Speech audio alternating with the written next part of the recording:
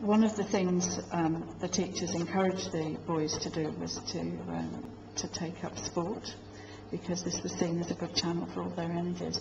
And in actual fact, the school had a very high profile with the sport in the city. And here they're going to a grand football match. And so what he's decided to do is to open and close the school an hour earlier so that the attendance isn't affected. Which is quite clever. It's admitting that everybody's going to go off and watch the football. So they adjust the school hours accordingly. So this just gives you a picture of the school, which was not really doing as well as it could. So what we'll do now is have a look at the later logbooks and just see what was happening when Mr. Caldwell started. This is not long after he took over. And here there's some references to influenza. That's one of the things that you find often in the logbooks. They make references to illnesses and epidemics, because diseases like influenza and diphtheria, chickenpox, measles, they would go through a school. And if the children themselves were not very robust, it would have a very bad effect. And you do find references to children dying from things today, which they wouldn't under normal circumstances do. So here's a little reference about the attendance. So it's the highest number to be seen in record. You've got 167 boys, so obviously very pleased with that. So we just look on.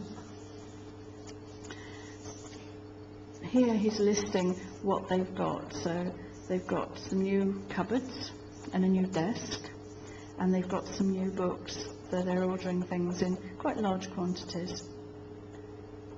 And they've got a chart of British birds and a set of head teacher's test cards. So he's really getting to grips with things.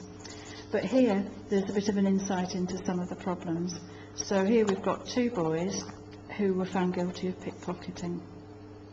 They'd already been convicted for stealing, and they were both sent off to the reformatory at Hardwick for 4 years.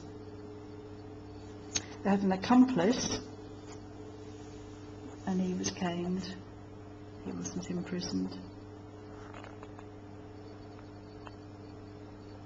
And you find just a couple of days later, there's another boy summoned before the magistrates for throwing stones, and he was fined.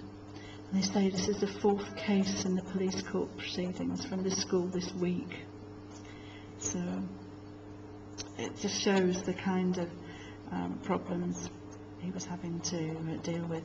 And here there were also, he was listing the accidents.